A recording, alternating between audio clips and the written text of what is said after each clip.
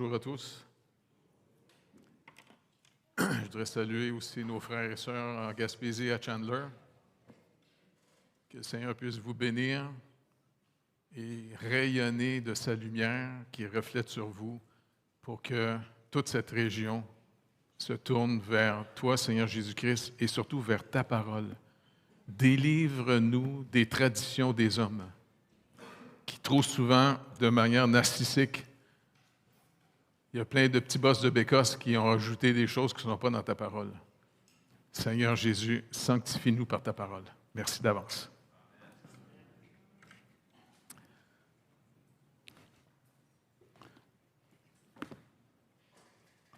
En passant, c'est vraiment béni de voir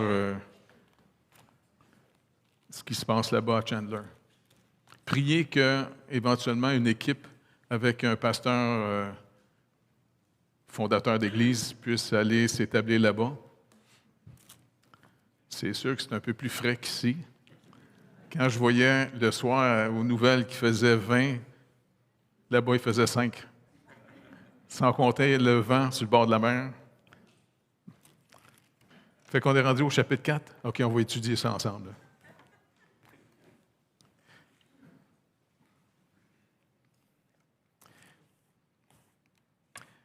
Au chapitre 4, verset 1, ça commence en disant « Or, aussi longtemps que l'héritier est enfant, je dis qu'il ne diffère en rien d'un esclave. » Une chance que les enfants sont partis en bas. « Quoiqu'il soit maître de tout, l'enfant, mais il est sous des tuteurs et des administrateurs jusqu'au temps marqué par le Père. Nous aussi, de la même manière, lorsque nous étions enfants, nous étions sous l'esclavage des rudiments du monde. Mais lorsque les temps ont été accomplis, Dieu a envoyé son Fils, né d'une femme, né sous la loi, afin de nous racheter ceux qui étaient sous la loi, afin que nous reçussions l'adoption. Et parce que vous êtes fils, Dieu a envoyé dans nos cœurs l'esprit de son Fils, lequel crie « Abba, Père ».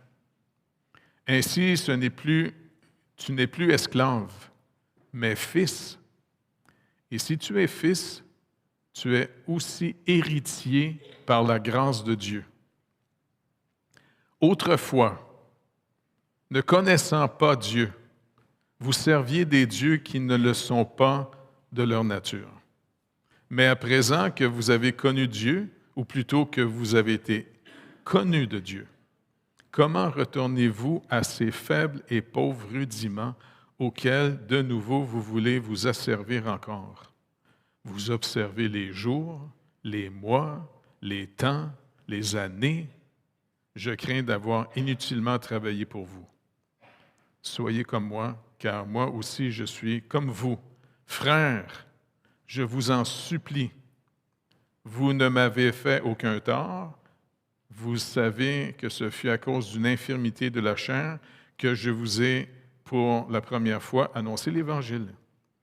Et mis à l'épreuve par ma chair, vous m'avez témoigné ni mépris, ni dégoût, mais vous m'avez au contraire reçu comme un ange de Dieu, comme Jésus-Christ. Où donc est l'expression de votre bonheur? Car je vous atteste que si cela eût été possible, vous vous seriez arraché les yeux pour me les donner. Suis-je devenu votre ennemi en vous disant la vérité? Le zèle qu'ils ont pour vous n'est pas pur, mais ils veulent vous détacher de nous afin que vous soyez zélés pour eux. Donc, Paul est en train vraiment de protéger, de délivrer les Galates des judaïsants qui veulent les mettre à nouveau sous tout un régime religieux d'œuvres méritoires, sous les feintes d'Israël, sous la nourriture qui était dite sous Moïse, mais ils ont oublié finalement que Israël avait été sous la loi autant civile, religieuse, nourriture, vêtements, et les 10 commandements pour freiner le mal. Mais quand la loi freine le mal, comme dans notre société, ça n'enlève pas le mal. Pas vrai? Est-ce que vous remarquez que quand on est sur l'autoroute, puis on voit un char de police, on économise de l'essence?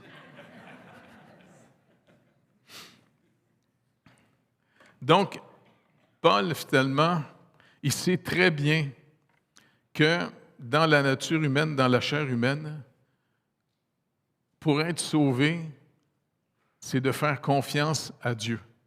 Faire confiance. Est-ce que vous réalisez? Il faut se le rappeler entre nous autres sans arrêt. Si on est sauvé aujourd'hui, ce n'est pas parce qu'on est la crème de la société. Bon, c'est sûr qu'il y en a qui sont gentils ici. Hein? Puis il y en a qui sont des têtes à claques. On est tous défêlés. On est tous séparés de Dieu. Mais faites attention de vous regarder pour être sauvés. Il faut regarder au Seigneur Jésus-Christ. Ça a pris Dieu. Écoutez, quand on regarde l'œuvre, ça a pris Dieu lui-même pour s'incarner en être humain, pour vivre la vie. Il s'est limité à les limites qu'il nous avait données dans le jardin. Jésus s'est limité à être un être humain véritable. C'est pour ça que Paul le rappelle aux Philippiens. Il s'est fait un être humain véritable. Ce n'est pas un Dieu dégagé, dans le sens qu'il s'est habillé en humain. Il s'est limité et il a vécu comme il nous a toujours demandé de faire. Le juste vit par la foi. Et ça, c'est très important. Jésus nous a souvent rappelé « Je suis le chemin ». Donc, il nous a montré comment on doit vivre comme être humain. Lui-même, Dieu, la parole de Dieu, il s'est incarné en être humain et il a montré à ses disciples comment on vit. Qu'est-ce que Dieu attend de nous? Fais-moi confiance, Dieu dit. Puis même dans Jérémie, il va se plaindre, il va dire à Jérémie, « Il m'a abandonné, moi qui suis une source intarissable, pour se creuser des citernes crevassées qui ne retiennent même pas l'eau. » Et trop souvent, c'est le danger dans nos vies de compter sur nous-mêmes et de compter sur nos moyens. Et ça, c'est vraiment un piège terrible. Vous savez que quand on arrive à la fin d'une vie, moi, dernièrement, j'ai vu, ça a été vraiment, ma mère. Ma mère, finalement, on est obligé de l'amener à l'hôpital. Et puis là, ils sont en train d'essayer de la restaurer le plus qu'elle peut, avoir 90 ans, là, fait que les os se refont pas trop vite. Hein? Puis, mais en même temps, il fallait vider tout son appartement parce qu'elle ne peut plus retourner là. Elle n'a plus moyen de retourner là. Et puis, ça faisait vraiment bizarre de tout vider l'appartement. Parce que souvent, nos maisons, il y a même une publicité qui dit « Nos maisons, c'est notre vie ». Hein? Une publicité que j'ai vue sur la TV. J'ai dit « Comment ça? Ta maison, c'est ta vie? » Voilà, tu vois là. Nous autres, on peut juste dire « Notre vie, c'est Jésus ». C'est sûr que c'est trippant d'avoir une belle maison. Pas vrai? C'est le fun d'avoir une bonne maison, hein? Je suis content, moi, qu'il n'y a pas un arbre qui est tombé sur ma maison pendant que j'étais en Gaspésie, là, tu sais. Mais, quand on va partir, on va tout laisser. J'ai des amis qui sont morts. Une amie, entre autres, qui était vraiment... elle était venue en Haïti avec nous autres, la femme du pasteur à Rimouski, là, tu sais. Et puis, elle est morte d'un cancer. Puis, souvent, on s'appelait. Puis, je lui demandais, je lui dis, pouvez-vous me dire, comment ça se vit, mourir? Parce que, c'est trop facile de parler à du monde. Surtout quand tu es en santé, tu peux parler niaiseusement à des gens qui sont en fin de vie. Elle dit, en réalité, ce que je suis en train de vivre, c'est comme des petits deuils. Elle dit, tu te rappelles, vous êtes venu, toi et ta femme, à ma maison. Eh bien, je suis en train de... Je vais perdre toutes mes fleurs. Elle a fait un beau jardin, une belle place. Là, c'est fini. Mon jardin, c'est fini. puis ma maison. Puis après ça, on s'appelait, puis elle dit, là, je suis dans une autre étape, je sais que dans quelques jours, je vais partir. Il faut que je fasse le deuil de mes enfants, de mes petits-enfants. Je pars. Je vais tout perdre. Maintenant, tout dépend du Seigneur Jésus. Et je suis contente d'avoir marché avec le Seigneur. Puis j'ai soutenu mon mari qui était pasteur. Et puis elle dit, au moins, c'est rassurant parce que même si visuellement je perds tout en ce moment, bien, je vais rentrer dans son héritage. Je vais tout recevoir. C'est fascinant parce que Paul nous rappelle, est-ce que vous réalisez que si vous avez reçu le Seigneur Jésus-Christ, ce n'est pas une question de mérite de savoir. C'est de valeur parce que la lettre aux Galates, moi je conseille à tous les catholiques de lire la lettre aux Galates. Parce que malheureusement, ils ont fait une réaction à la réforme. Et puis le Concile de Trente a imposé des œuvres méritoires pour être sauvés. Et puis, c'est comme si la hiérarchie dans l'Église s'est donné un pouvoir qui n'est pas dans la Bible. Le pouvoir des sacrements. J'ai été 2 dimanches à l'Église catholique là-bas, parce que j'ai un ami qui ouvre les portes, un chevalier de colombe. Ben, il s'est tourné vers le Seigneur. C'est le fun, parce que toutes les fois que j'arrivais, il me présentait à tout le monde. Jean-Marc. Et puis, finalement, j'ai été voir quelques personnes. Il y avait un gars qui chantait en avant. Puis, il dit, tu sais, c'est Pâques, ça va être important, on va faire, tu sais, la Pâques.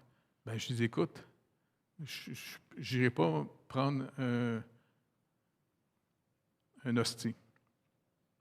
Parce que je n'aime pas ce que le curé va dire. Il va dire, voici le sacrifice de l'Église.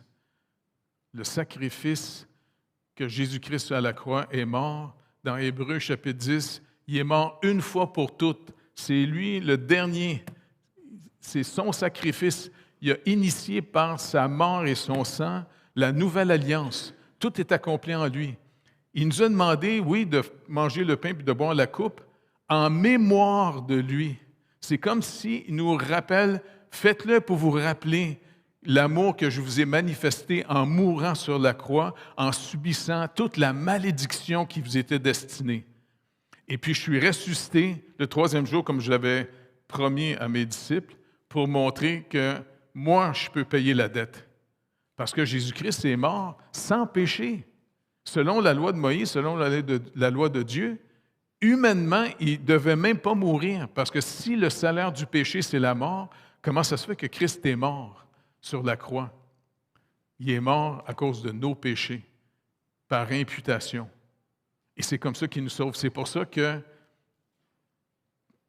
quand quelqu'un dit non, moi, j'en ai rien à faire de Jésus, moi, je ne suis pas religieux, je suis une bonne personne. Si Dieu existe et puis jamais je meurs, Dieu va me laisser rentrer parce que je suis une bonne personne.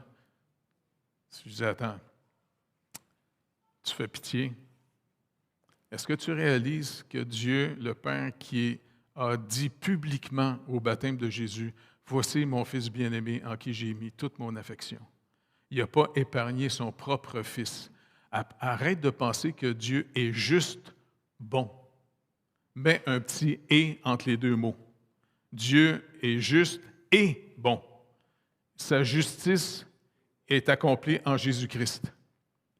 Et si quelqu'un méprise Jésus-Christ, le considère finalement comme étant rien, les gens se destinent eux-mêmes dans l'éternité. Où Jésus, moi j'aime mieux me fier à Jésus qu'à des petits clins boulamites. Tu sais, il y a plein de petits clins boulamites qui pensent ils savent. Tu sais, ils pensent on est juste de l'évolution.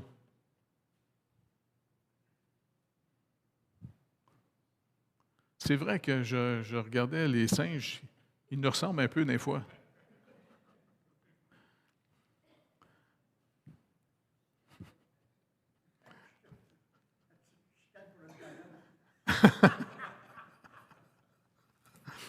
Mais en réalité,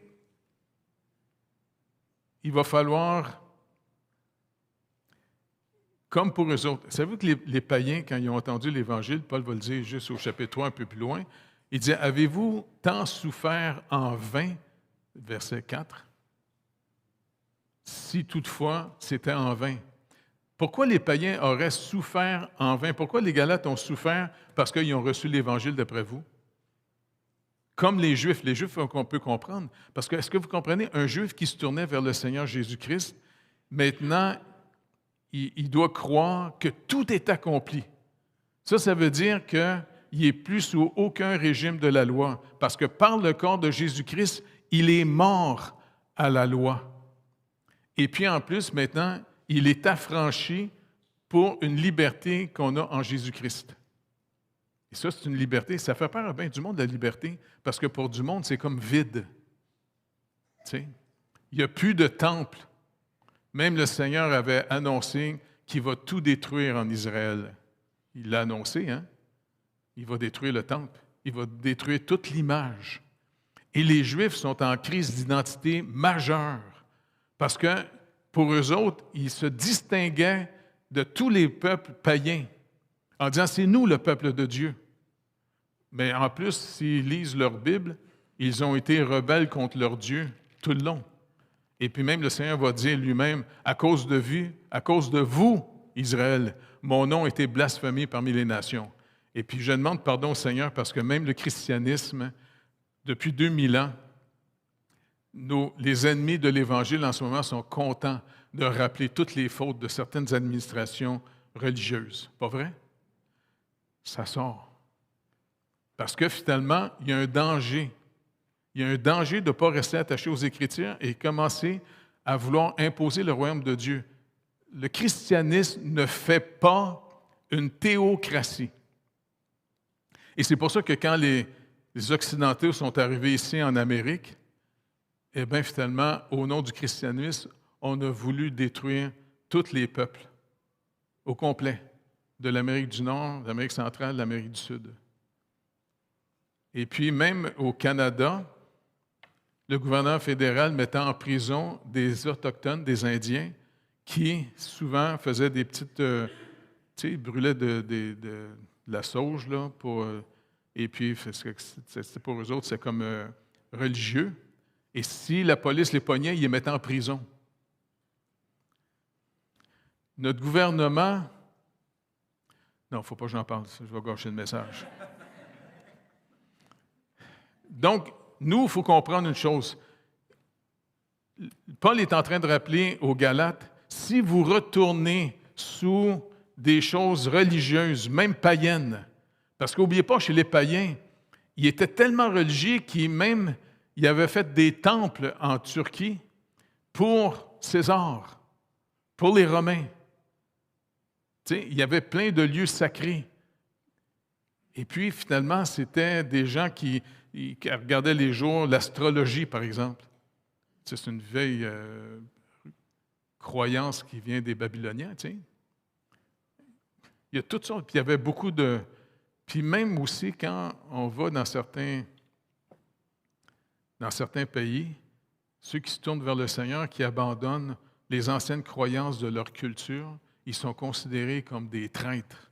Et souvent, ils se font battre. Malheureusement, quand on va en Afrique, surtout le pasteur Joe, il m'a écrit, il dit, prie pour des petits villages qui se tournent plus vers le nord du Ghana.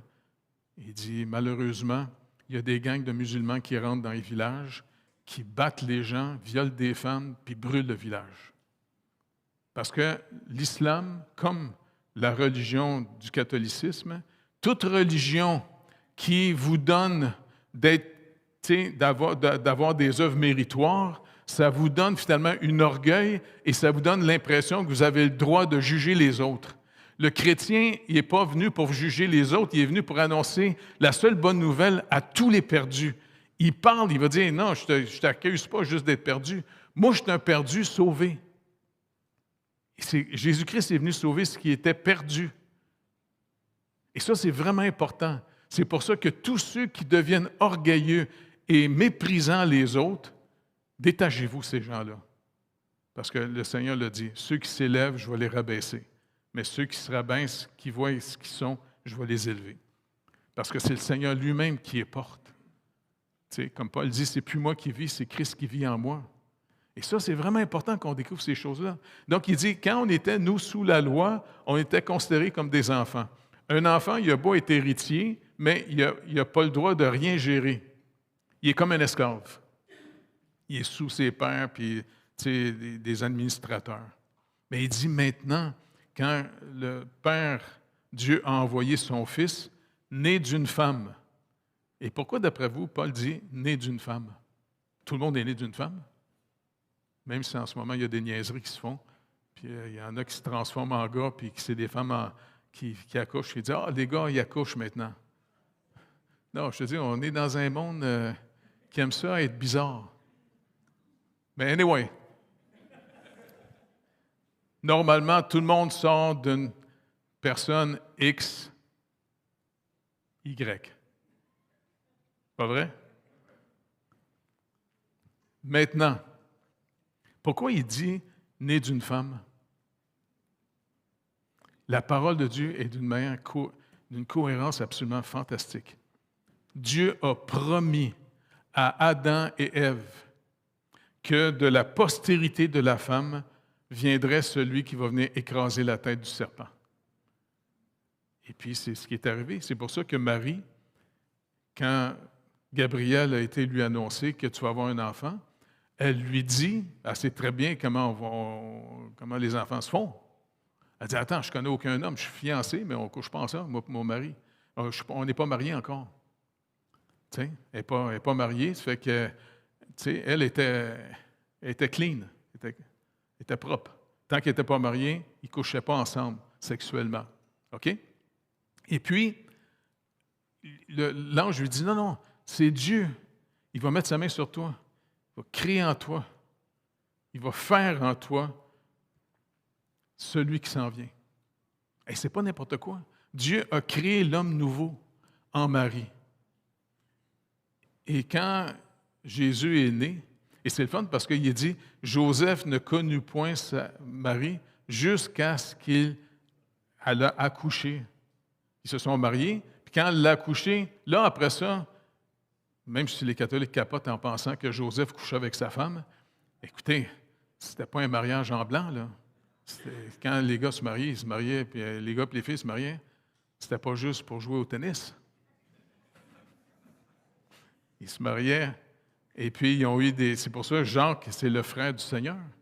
Puis je sais que tout le monde essaie de trouver un autre mot pour empêcher que Jacques et puis Jude et puis d'autres soient les frères et sœurs de Jésus. Moi, j'ai hâte de les rencontrer au ciel. Jacques, toute la gang. Hey, Jacques, raconte-moi comment tu vivais avec ton frère Jésus. Tu sais, quand tu niaisais, t'as-tu découvert que tu niaisais Dieu? Imagine-toi ton grand frère, c'est Dieu fait homme. Pas n'importe quoi, ça.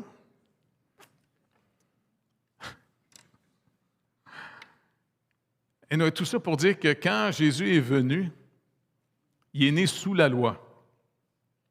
Et puis, est-ce que vous vous rappelez comment son ministère a commencé? Parce qu'il a vécu, tout petit, il n'a rien fait, il a vécu comme un être humain. Et puis c'est intéressant, en tant qu'être humain limité comme nous, il a dû apprendre à marcher, à manger. Il a dû même apprendre les Écritures. Pas capotant, ça, la parole de Dieu qui apprend les Écritures? Hey! Et puis, finalement, il va commencer son ministère quand Jean-Baptiste le précède.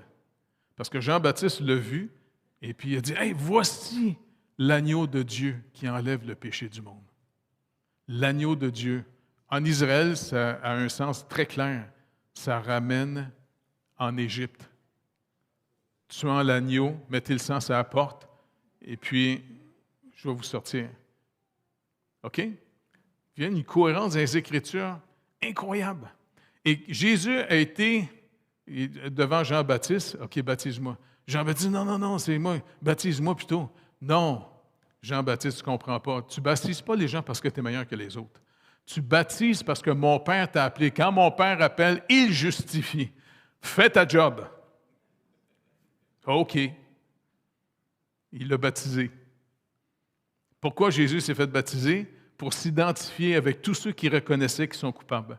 parce que c'était une manière de manifester notre repentance.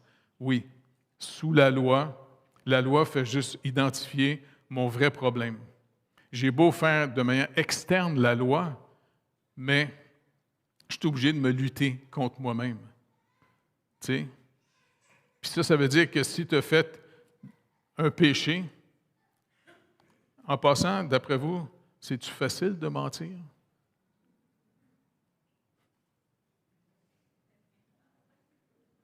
Ça sort tout seul, pas vrai? Ou encore d'haïr quelqu'un, tu sais, parce que toute la loi se résume, aime ton prochain comme toi-même. Est-ce que vous réalisez ce que ça veut dire, aime ton prochain comme toi-même? Est-ce que vous avez les moyens d'aimer les gens comme vous-même? Et ça coûterait cher. Donc, la loi était là pour identifier le péché.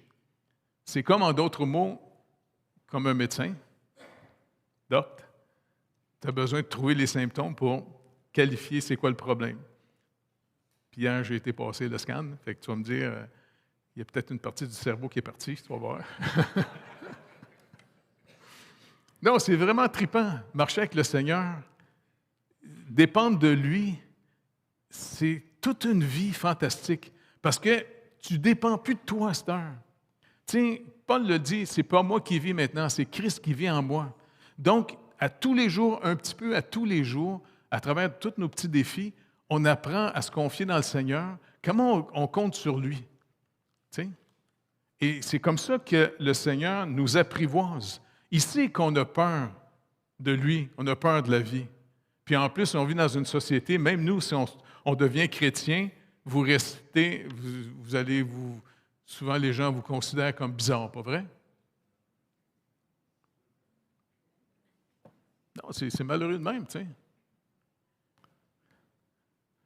Mais c'est pas grave. Moi, j'aime mieux me fier à Jésus qu'à des petits boulamites. Parce que les petites boulamites, tu sais, qui niaisent devant tout le monde, puis qui ont de la propagande.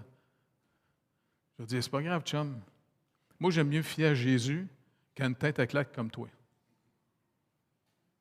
Parce que Jésus-Christ, quand il est venu, tout l'Ancien Testament l'annonçait. Et puis en plus, quand il est venu, son Père, Dieu, a manifesté son approbation continuelle. Il a fait de témoignages que c'était le Christ, le Messie, c'était lui. Tu sais? Et puis même, le plus beau miracle qu'il a fait en terminant son ministère, à côté de Jérusalem, parce que s'il y en a qui ont été à Jérusalem, tu sais, quand vous êtes sur le plateau en haut, on voit la vallée qui descend, puis c'est la petite place qui est la ville de David, puis l'autre bord, il y a, tu sais, le jardin, puis juste l'autre côté, il y a le petit village où Lazare et ses sœurs restaient. Oui, Béthanie. Et puis, c'est quand même trippant parce que Jésus a laissé Lazare mourir. Il y a ceux qui étaient malades, il les a laissés mourir. Puis à un moment donné, il dit, OK, on va aller réveiller notre ami. Puis les gars disent, ah ben si il est endormi, ça veut dire qu'il est guéri, ça va. Non, non, non, il est mort, c'est à cause de vous. Les gars, comment c'est à cause de nous? On ne l'a pas tué, nous autres. Non, parce que je sais que vous avez le défi, c'est de croire que je suis la vie. Ça fait qu'il dit, venez-vous-en. Mais les gars avaient peur d'aller à Béthanie parce que c'était à côté de Jérusalem. Puis à Jérusalem, de plus en plus, toute l'élite intellectuelle et religieuse de l'époque cherchait à tuer Jésus. Et quand il est arrivé à Béthanie, même sa sœur était fâchée. Tu sais, tu fais des miracles quand c'est faisable. Parce que quand Jésus a ressuscité des morts, c'était le mort dans la même journée. Tu sais, le jeune, tu sais, quand il est sorti, il a vu d'un village, il y avait un petit gars qui était, puis la veuve a pleuré, son fils était mort. Puis Jésus a été voir le petit gars qui est mort. Lève-toi. Foum! Le petit gars, il est revenu à la vie. Mais c'était un manchot. Tandis que là, il a attendu que Lazare ne soit pas un manchot, qu'il soit pourri. Quand il est arrivé, il dit, OK, vous l'avez mis où? Non, non, non, c'est Marthe. Marthe, c'était une administratrice. Et puis, elle a dit à Jésus, non, non, il pue. Tu sais? Puis là, elle voit que Jésus ne l'écoute pas. Elle dit, non, non, ceux qui me font confiance, même s'ils meurent, ils ne mourront pas. Puis elle a appelé sa petite sœur Marie, qui écoutait plus Jésus qu'elle. Parce que quand Jésus venait chez eux, c'est elle qui brossait la vaisselle. Puis elle faisait de la nourriture. Puis elle avait déjà dit à Jésus, « Hey, dis à ma sœur, elle perd du temps à t'écouter, qu'elle vienne m'aider dans la cuisine. » Marthe a fait ce qui est le plus important, là. Pour Marie, c'était pas important. Pour Marthe, c'était pas important. Tu fais juste écouter des paroles, tout là. Anyway, ça fait que moi, je le trouve trippant parce que il dit, roulez la pierre. Puis c'est sûr que Marthe voulait sauver la réputation de Jésus. Non, je sais que tu es capable de faire des petites résurrections quand les gens sont morts tout de suite. Tu sais. Mais lui, il est mort, il pue. Il pue.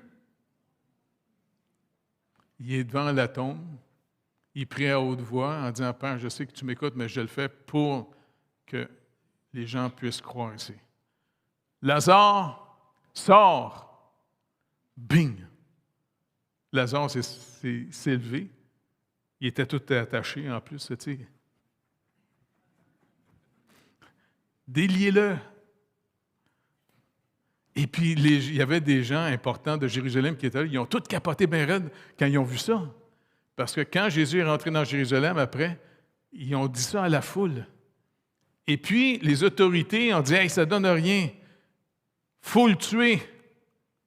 Parce qu'il va tourner tout le monde vers lui. Et puis, tuer aussi Lazare, parce que c'est un témoin. » Moi, je suis sûr que Lazare était moins nerveux de mourir la deuxième fois, là. Il savait comment mourir, tu sais. Mais Paul nous rappelle, quand Christ a fait son œuvre, il n'est pas mort n'importe quand, il est mort à cette fête de la Pâque. C'est moi l'agneau, c'est moi qui vais vous délivrer du pharaon de ce monde, du prince des ténèbres, qui vous tient captif. Et puis c'est comme ça qu'en mourant sur la croix, qui a ressuscité, et Paul dit, savez-vous, maintenant, on n'est plus des enfants, on est devenus des fils. Est-ce que vous réalisez ce que ça veut dire, être des fils? C'est un petit gars, c'est un enfant. Quand est-ce qu'il va être un fils?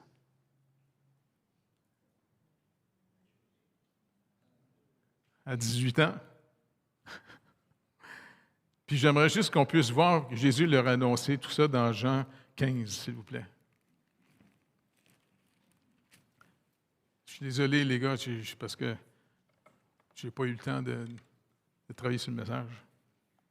Jésus nous dit, au verset 12, 15-12, « C'est ici mon commandement. Aimez-vous les uns les autres comme je vous ai aimés. Il n'y a pas plus grand amour que de donner sa vie pour ses amis. Vous êtes mes amis si vous faites ce que je vous commande.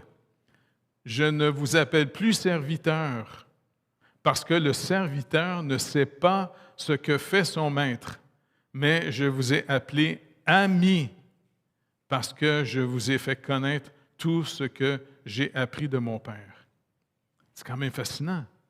Je vous appelle plus serviteur, mais ami, parce qu'il va partager avec nous ce qu'il veut faire. Verset 16, « Ce n'est pas vous qui m'avez choisi, mais moi, je vous ai choisi et je vous ai établi afin que vous alliez et que vous portiez du fruit et que votre fruit demeure, afin que ce que vous demandez au Père en mon nom, il vous le donne. » Et donc, c'est quand même fascinant. Le Seigneur, maintenant, collectivement, on va marcher dans sa volonté. C'est pour ça que c'est une des choses les plus importantes à discerner, la volonté de Dieu, de notre Seigneur Jésus-Christ, c'est lui le chef de l'Église, et en marchant dans ses œuvres. Et je vous remercie énormément parce que la majorité d'entre vous, vous participez par la prière, vous participez aussi par vos dons volontaires. C'est pour ça que je sais que les diacres me disent tout le temps, « Jeff, tu ne pries pas assez, tu ne parles pas assez dans tes messages de donner de l'argent quand c'est le temps de passer la... » Non, Moi, je n'aime pas demander de l'argent. De toute façon, j'aime mieux voir si le Seigneur touche votre cœur. Parce que le Seigneur dit que quand il nous touche, il prend plaisir de voir ceux qui donnent avec plaisir. Donc, ce n'est pas une question de faire de la pression, de la manipulation sur des gens. Fait que merci pour tous ceux qui donnent parce que c'est votre communion avec Dieu qui l'amène. Et beaucoup de gens dans le monde en ce moment, dans des pays de grande misère, vivent à cause de vous autres. On soulage leur misère. Puis pas juste soulager la misère, parce que même si on nourrit, et puis on a aidé finalement à développer de l'agriculture, et ainsi de suite, on a bâti un hôpital, même, c'est fascinant ça d'avoir bâti. Tu sais, au Québec, il y en aurait besoin d'autres hôpitaux. Peut-être qu'on va faire de la mission au Québec, mais vite. Là. Mais, je me rappelle, j'étais avec Normand une fois, puis on s'en allait, et puis il dit, hey, gars, arrête, on va prendre la madame puis le petit garçon. OK. On était sur notre route à Tiverny. Et puis, il rentre et dit, ah, tu te rappelles-tu de la madame? Non. Non, c'est elle qui disait, tu sais, dans la vidéo qu'on a faite, puis le petit bébé est en train de mourir. Et puis le doc l'a sauvé. Puis le petit poutre qui est là, c'est lui. Oh ben, salut petit poutre!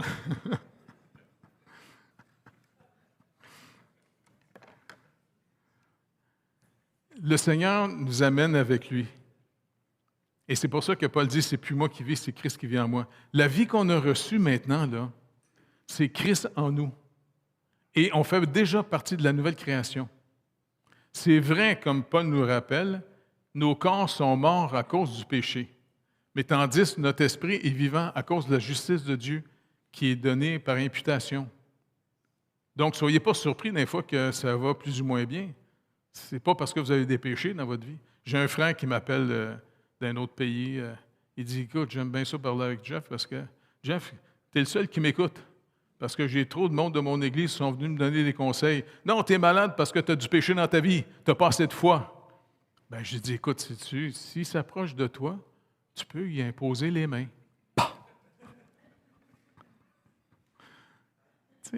C'est facile pour les gens en santé de faire sentir coupable ceux qui ne vont pas bien. T'sais.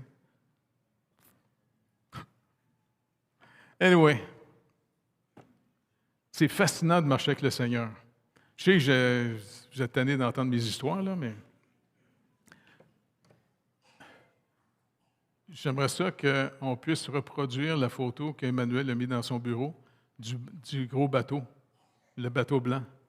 Parce que c'est le fameux signe que le Seigneur nous montrait pourquoi il va nous amener en Haïti.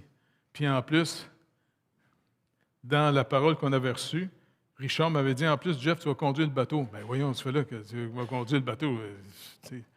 Et puis comme de fait, quand on est parti, à cause de la tempête, la moitié de l'équipe vomissait. T'sais. Puis un de mes jobs, c'était de nettoyer les douches et les toilettes. Fait que c'est intéressant de voir ce que le monde a mangé. T'sais. Et puis en même temps, le capitaine vient me voir et dit, écoute, Jeff, toi, tu vomis pas? Non, pas à date, non. Alors, regarde, on a passé d'équipier, je vais mettre un officier qui va vous coacher, puis je vais te mettre derrière la roue. C'est toi qui vas conduire. Conduire le bateau. Je capotais, je n'en revenais pas. Et je dis, Seigneur, t'es vraiment une joke vivante. T'es capable de prendre des imbéciles pour faire des choses incroyables. Et puis, je conduisais le bateau, puis à un moment donné, le matin, toute la nuit, et puis je vois au bout, là, comme, tu sais, la montagne d'Haïti. Et puis, je n'en revenais pas. Je disais, Seigneur, écoute, je te demande pardon de trop compter sur moi. Maintenant, apprends-moi à compter sur toi. Comment on fait de marcher avec toi? Tu sais, c'est facile d'être un petit boss de toilette. Ça ne me tente pas. Parce que c'est toi qui vas les sauver. C'est toi qui vas pourvoir. C'est toi qui vas faire ça. Et c'est pour ça qu'en marchant avec le Seigneur, savez-vous quoi? C'est comme ça que vous allez confirmer que vraiment vous avez été rejeté, que vous êtes devenu enfant de Dieu, adopté par le Seigneur. Puis pas juste un enfant, mais un fils. En d'autres mots, Jésus dit, maintenant je t'appelle mon ami. Jésus-Christ est retourné dans sa gloire, pas juste comme un Dieu, parce qu'il a toujours été la deuxième personne de la Trinité, pas vrai? Est-ce que vous réalisez comment il est retourné auprès de son Père? En Jésus de Nazareth. Pas fascinant, ça? Il est parti s'asseoir en Jésus de Nazareth sur le trône à côté de son Père pour devenir le nouvel homme de la nouvelle humanité. Et c'est pour ça qu'on vit de tous les bénéfices qu'il nous a acquis. Et c'est pour ça que malheureusement, nos corps qui font partie de la première création ont vu malheureusement, on ne peut pas appeler ça des bénéfices, là, mais les bénéfices de toutes les maladies qu'on a eues à cause d'Adam. Mais même la création, la nature elle-même attend la résurrection des fils de Dieu parce qu'elle va être délivrée de la malédiction dans laquelle elle est. Parce que, vous vous rappelez ce que Dieu a dit à Adam? Adam, même le sol est maudit à cause de toi. Maintenant, le nouvel homme de toute la création, le premier-né de toute la création, c'est Jésus-Christ, Jésus de Nazareth, notre grand frère. Et c'est pour ça que d'apprendre à marcher avec lui, ça va affermir de plus en plus notre vraie foi. Notre foi va passer à ce qu'on a entendu, on va y faire confiance, on y croit, comme il dit. C'est quelque chose de croire. Croyez. Et puis, quand on croit, on fait confiance à quelqu'un, on s'attend à lui. Et n'oubliez pas, quand vous avez un problème, vous demandez à Dieu de la sagesse, attendez, c'est lui qui va vous la montrer. Vous allez voir. Si vous avez besoin de quoi que ce soit, faites connaître vos besoins au Seigneur, comme il l'a dit ici. Tout ce que vous allez demander en mon nom, il vous le donne. Et c'est comme ça que le Seigneur va s'occuper de nous autres. Et de plus en plus, quand les gens, vous allez annoncer l'Évangile à quelqu'un, il va dire, non, non, ça c'est ta religion, ça c'est ta croyance. Non, non, non, chum. C'est pas juste ma croyance, ma religion. Moi, je me suis armé de plein d'histoires. Ça trouble mon monde quand je la rencontre. Surtout mon histoire de pain dans le bois, les capotes bien raides. Ah, il était comment le pain dans le bois? Du pain. Hein, du pain. C'était pas un gâteau aux anges. C'était juste du pain bien ordinaire. Et puis en plus, le Seigneur m'a montré, pour pas que tu penses que c'est du hasard, m'a arrangé que tous ceux qui t'ont ramassé, ils vont tous t'amener au restaurant, puis je n'avais pas d'argent. Non, non, non, ils ont tous pris le même mets. Des hot chicken tout le long. J'en revenais pas. Ben, moi, j'aime bien les hot chicken. Quand je suis déprimé un peu, des fois, je m'en vais chez Saint-Hubert prendre un hot chicken. Jésus, on mange ça ensemble, let's go. Il est tellement trippant, le Seigneur, il nous aime tellement. Et c'est pour ça qu'on peut annoncer l'Évangile à tout le monde. Tout le monde. Je suis venu sauver ce qui est perdu. Jugez pas. Maintenant, il nous amène avec lui dans ses œuvres. C'est pour ça que quand on va retourner bientôt en Afrique, c'est quand même fascinant de voir comment le Seigneur a pourvu. Hein? C'est incroyable. La première fois qu'on est arrivé là-bas, je me rappelle, c'est Martin qui m'avait invité, puis on s'en va là, tu sais. Puis c'était tous les pasteurs, tu sais, Puis je dis, OK, Seigneur, moi, je veux trouver le vrai. Avec qui on travaille? Tous les pasteurs sont venus me voir. Hey, donne-moi de l'argent, donne-moi, il faut faire. Non, non, j'ai pas une scène. Puis le seul qui me demandait rien, c'était Cujo qui restait assis puis me regardait en souriant. En me disant, hey, tu te fais niaiser, toi. Puis à un moment donné, je t'ai pris une marche avec lui, je disais, hey, tu ne m'as rien demandé. Non, non. Regarde, Jeff m'a demandé quelque chose. Des questions théologiques. Tu sais, d'après toi. Oh, OK. Puis on a parlé ensemble. Et puis, c'est un privilège de travailler avec ce gars-là. Et c'est un phénomène. Il se promène à la grandeur de la planète pour faire la formation de pasteurs partout. Puis, il m'a demandé, Jeff, peux-tu nous amener des livres? Je vais faire une bibliothèque parce que je vais faire un collège biblique où c'est à Cotonou. Fait qu'on est 14 qui va y aller. Fait que je vais demander si on peut mettre des livres dans vos petits bagages. Ben oui, c'est pesant des livres un peu, tu sais. Ah, c'est fascinant. Puis de pouvoir aider aussi monsieur qui s'occupe de... Comment il s'appelle? Édouard? Grégoire, c'est ça. Et lui, il fait un travail. Lui, c'est un gars tellement trippant, ce gars-là, parce que c'est un réparateur de pneus. Et puis quand il a vu finalement qu'on enchaînait des gens qui font des maladies mentales à des arbres, puis il les laissait quasiment crever là, tu sais, il a eu compassion, il a été les délivrer. Il les a pris chez Jésus même pour les aider. Puis il a crié au Seigneur en disant comment je vais faire. Puis il y a un psychiatre, hein, qui est venu de Paris, je pense, pour l'aider. Puis même un gars du Québec. Puis il a commencé à développer des centres un peu partout. Le gars fait un travail incroyable. Il restaure des vies humaines, c'est fantastique, mais en même temps, il leur annonce tout l'Évangile. C'est le fun parce que dernièrement, quand il était à votre compagnie, là, puis il dit c'est le fun parce que vous nous aidez pour être sauvés. Je dis non, M. Grégoire, on le fait parce qu'on est déjà sauvés. Ah oui, déjà? Oui. Regardez, Romains 6, M. Grégoire. Faites pas ça pour être sauvé. Faites ça parce que vous êtes sauvé. Comment je fais-tu que je suis sauvé? Romains 6 nous dit, c'est un don gratuit. Vous avez juste à dire merci Seigneur de me sauver, puis c'est tout. Ah oui, oui, dites merci Jésus, merci de me sauver. Puis il me regarde, oh Jésus, merci de me sauver. Puis il me prend dans les bras, il capote ben raide. Ben, c'est pas moi qui sauve, c'est lui. Non, c'est trippant. C'est un privilège de travailler avec ces gens-là.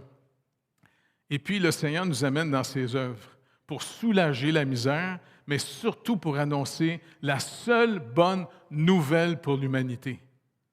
Parce qu'on s'en va tous vers la mort.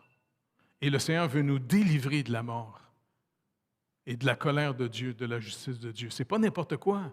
En plus, est-ce que vous réalisez que la vie éternelle, c'est un don gratuit?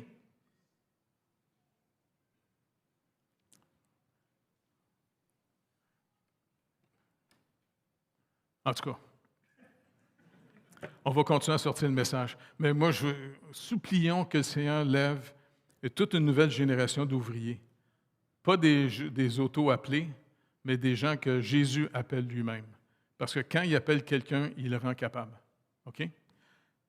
Puis, parce qu'il y a des ouvertures en ce moment, un peu partout au Québec.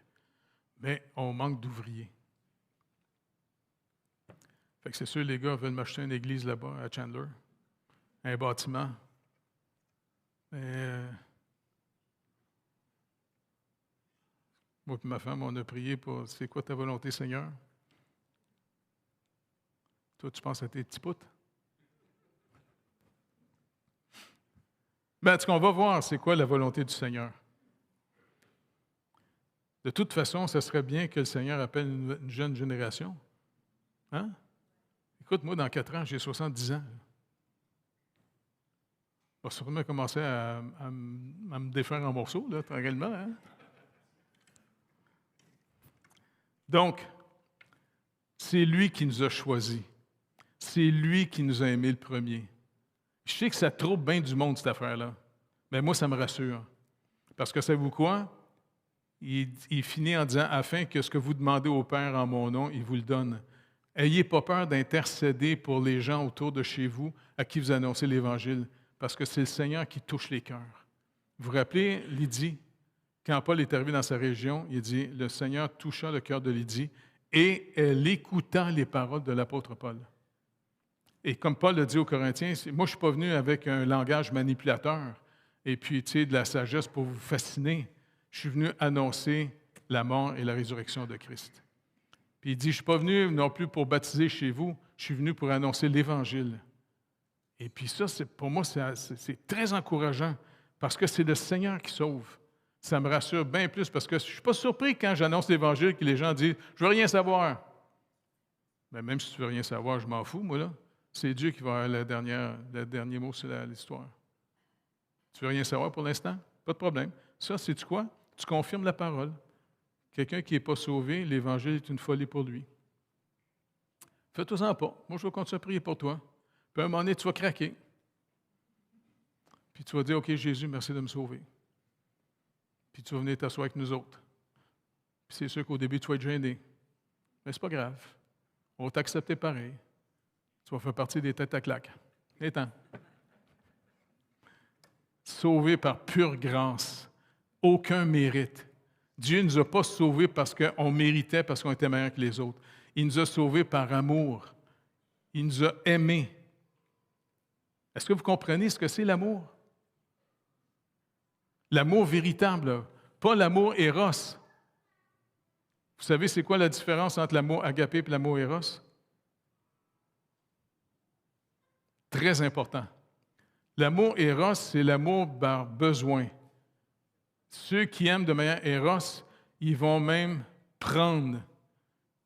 Tu sais, par exemple, quelqu'un qui viole une femme, il le fait par éros. Tu sais, c'est vraiment une tête à claque. Tandis que l'amour agapé, c'est toujours vivre en fonction de favoriser l'autre, qu'il soit dans la totale sécurité face à nous. Et c'est de cet amour-là que Dieu nous aime. Et c'est pas n'importe quoi, parce que moi, j'ai souvent, tu sais, ça fait plus de 40 ans que je suis pasteur, j'ai entendu des histoires. Puis malheureusement, d'entendre des hommes et des femmes qui ont été abusés sexuellement. C'est pas n'importe quoi. Et quand ils lisent la Bible qui parle de Dieu qui aime, ils en ont peur. Même d'entendre le mot père, parce que certaines filles ont été abusées par leur père. Hey, c'est pas n'importe quoi, hein? Puis là, c'est dire, regarde, dis au Seigneur que tu as peur de ce type d'amour, tu as raison. Et puis, demande-lui qu'il t'apprivoise tranquillement.